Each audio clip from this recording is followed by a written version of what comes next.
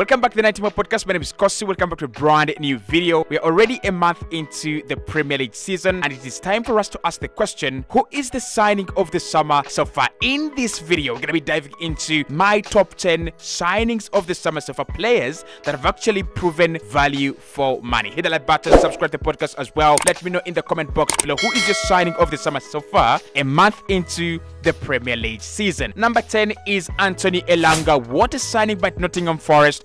I've got to love them, and I've got to love this signing. Now, Anthony Elanga is a player that really brings out the real style of football for Nottingham Forest. They would love to sit back, they would love to sit compact and run onto the break. They would love to catch many clubs on the transition. And I don't think there's so many players they could have signed. I don't think there's so many players that are Premier League proven, players that are played in a transitional system like Elanga has done at Manchester United.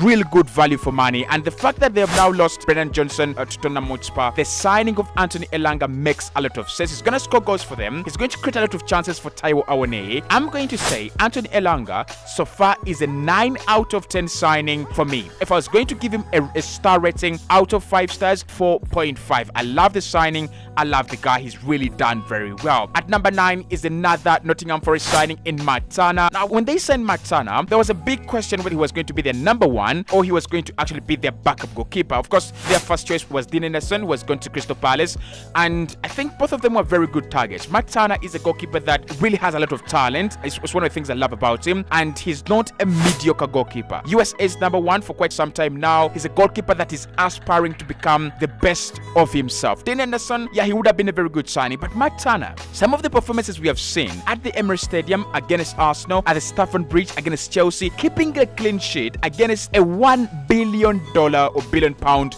Chelsea team, that is special. So Montana for me, number 9 in signings of the summer. Nottingham Forest have done very well. They've gone for a goalkeeper who actually doesn't have that big ego. They've gone for a goalkeeper who understands and loves his job, and we love Nottingham Forest and we love playing for them. He really values the opportunity of playing regularly in the Premier League that is going to be given by him to from Stephen Cooper. So for me, good signing. He's already done very well. Number 8 is James Ward-Prowse at West Ham, and West Ham have done something I really like. They have gone and spent that 100 million from Declan Rice's sale, and they have just made their midfield stronger but also a little bit balanced. So you look at last season, they played with Declan Rice and Thomas Susek in that midfield. This season they're playing with James Ward-Prowse, Edson Alvarez and Lucas Paqueta. Paqueta is the creator, James Ward-Prowse is your ball distributor, and he's the guy that actually dictates the tempo of the game, and Edson Alvarez is your ball winner. That is not only balanced, but that is also quality, like absolute quality, guys. I think they've really done very well. David Moyes will be very happy with the board and very happy with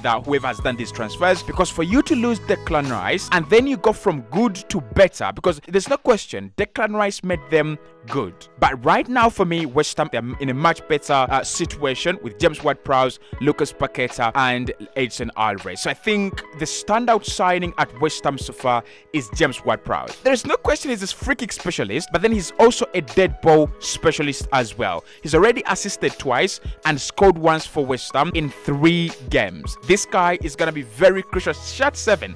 Why did they give him shot 7? I don't know, but it's gonna be a very crucial player for West Ham this campaign. He's done very well for me, and I would rate him at a 3, probably 3-star, signing, or 3.5-star signing for me at the moment. He's really moving that West Ham midfield riot.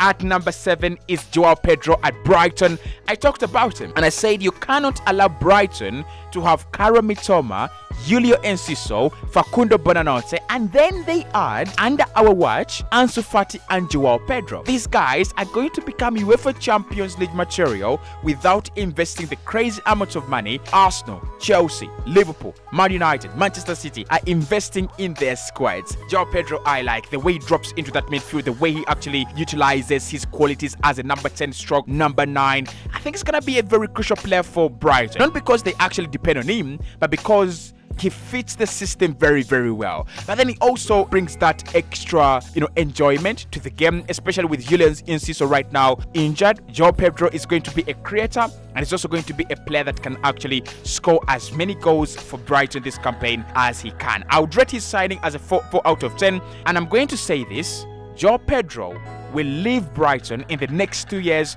for a fee in excess of 80 million. What an acquisition. That's a smart move. Bringing a player is a little bit polished, so you don't have to do a lot with him. All you've got to do is guide him into becoming a potential world-class player, and Chelsea will definitely pay. Chelsea, I've just scouted for you, Joao Pedro. 2 years, you bring him at the Stamford Bridge, he's gonna be a very good player for you. Next one, number 6 for me, is Andre Onana from Manchester United, and I think many people will disagree here. Andre Onana has conceded 8 goals in the 4 games he's played for Man United, and many people will ask the question, if a goalkeeper has conceded twice, the number of goals, then why do you actually include him as the signings of the summer?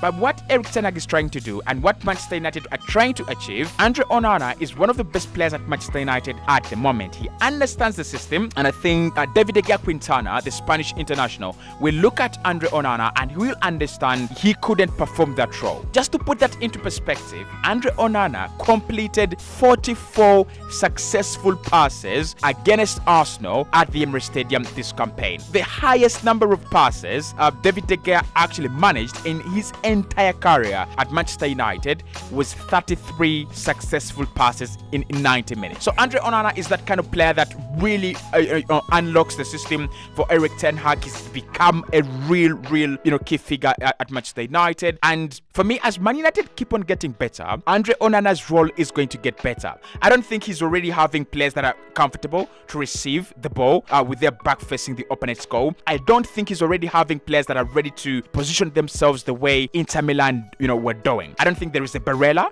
in that Manchester United side. I don't think there is a DiMarco in that Manchester United side, and I don't think they have a Bastoni yet at Manchester United. But as they get better, as they get to understand each other and understand the new roles that have been set by the manager, Marcus Rashford running in behind, Garnacho running in behind, and Rasmus Hojlund dropping into that midfield to form probably a box midfield or a diamond, Andre Onana is going to just become much better. So for me, Andre Onana, number 6 signing of the summer. At number 5 is Moussa Diaby at Aston Villa. He could be a little bit higher, but I've just put him at number 5 because the video is actually scripted by me. Now, Moussa Diaby, I'm surprised that he's playing for Aston Villa. I can't lie. If you're looking for talent on the right wing, if you're looking for talent on the flanks, in Europe right now, it is Saka, Moussa Diaby, Vinicius Junior, Rodrigo, and probably Garnacho as well. Those are the players that I would recommend will not disappoint. Karim Mitoma, obviously. But what actually surprised is Aston Villa signed Moussa Diaby without competition from a top elite side. Apart from, I think it was Al Shabab or Al Nassr in Saudi Arabia, Aston Villa didn't get real competition for Moussa Diaby. And the moment he dropped into the Premier League, the moment he actually started performing at a very high level. Now, with Moussa Diaby, there are no words to explain his signing. You've already seen what he can do. You've already seen what he does. Scoring goals, assisting, leading that Unai Emery attack as well. And the danger with Aston Villa is they can be absolutely lethal on the transition. Imagine having Moussa Diaby on one side, Leon Bailey on the other, and then Oli Watkins going through the middle. There is a problem at Aston Villa, and they're going to break the Premier League. We've got to stop them. But Moussa Diaby is a good signing, and there is good value for money there. I think around £45 million. They could sell him for around 90 in the future if they decided to. He's still a very young player. The ceiling is very high, but he's going to guide them to win the UEFA Conference League this campaign. I've just given you a take, and you can actually bet all your money on that one because Aston Villa will win the UEFA Conference League with Unai Emery this campaign. At number 4 is Sandro Tonali at Newcastle. This could be interchanged. You could interchange Moussa Diaby for 4 and then Sandro Tonali to 5. But why I've gone with Sandro Tonali at number 4, the price tag. Now, when you sign for a club like Newcastle, the pressure is not the same as when you sign for Man United, Manchester City, or Liverpool. But the price tags in football right now are a key reason as to why players are failing. So you think about Sandro Tonali, 80 million euros and above. 80 million euros and above. This is a guy that has not played 5 top seasons at AC Milan. And somehow, he's already 80 million euros. But what I like about him is the way he's seamlessly fitted into this side. The connection is formed with Bruno Guimaraes and Lascelles in that Newcastle side. I love how cool, how calm he is. I love the way he's picking up good positions. I love the way he's trying to get into becoming an attacking midfielder. And I think Tonali, if Newcastle could get a very good defensive midfielder, Sandro Tonali is going to become a top player, like a really, really top player. As they go in the UEFA Champions League, Newcastle, Sandro Tonali is going to be very key for them. Absolutely very, very key for them. At number 3 is Dominik Szoboszlai at Liverpool. I have him in my fantasy Premier League football team. You love him, I love him, they love him, the cop and love him, and everybody loves Szoboszlai, and Hungary loves Szoboszlai. Now, Szoboszlai has already delivered. He has already delivered. What Liverpool lacked last campaign was that kind of number 8 stroke number 10 stroke attacking midfielder stroke at goal scoring midfielder. In Dominik Szoboszlai, you have all that package plus more. And with Dominik Szoboszlai coupled with Jurgen Klopp, we don't know what the ceiling for this guy is. This guy could be potentially one of the best midfielders the Premier League has ever seen. If he can spend 10 years at Liverpool, he's unbelievable, unbelievable talent, unbelievable player. But what I like about Dominik Szoboszlai personally is how clean his work. So there are times when I've watched him, especially for Liverpool, not so many times obviously, but he will take a strike when it is time to take a strike, and he will release a player. He will make that pass, he will make that forward run when it is time. He's absolutely clean, right? And for Hungary, he's always tucked in. I mean, who does that these days? I just love Dominik Szoboszlai. I think it's a very good signing. And Liverpool have been almost instantly been transformed by the signing of the Hungarian. At number 2 is the 100 million guy, Declan Rice for Arsenal. Arsenal fans will testify that the last time Arsenal had a very good midfielder come into this side was Martin Odegaard. And we also have got to agree that there have been so many mediocre signings in midfield at Arsenal. Declan Rice, first and foremost, winning it in the 95th minute against Manchester United at the Emirates Stadium in front of your own fans is different. So, as the likes of Caicedo are struggling with price tags, as the likes of Romeo Lavia are struggling at Chelsea, Declan Rice has come in, settled very well, and he's brought a whole level of experience, a whole level of quality to this Arsenal side. There's no question that when you look at him in this Arsenal side, he feels like he's been there. And the reason is simple. He has a lot of experience as compared to Emile Smith-Rowe, Bukayo Saka, and Gabriel Martinelli.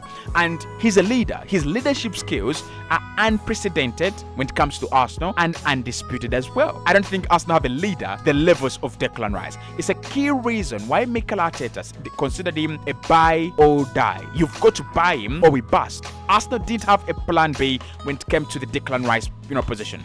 It's why Arsenal went for 100 million to sign him, and he's been worth every penny this season. Now, of course, without Thomas Partey, he's going to be playing in that single midfield pivot by himself, probably accompanied by Alexander Zinchenko inverting from left back. We're going to see the best of Declan Rice when he couples and when he actually is joined by a player like Alexander Zinchenko.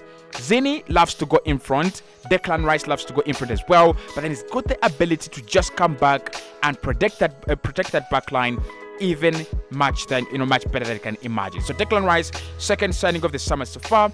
And number 1, I'm sorry guys, it's not an Arsenal player, it is James Maddison. Come on. James Maddison, I want to apologize for 2 things. 1, I doubted the quality of James Maddison.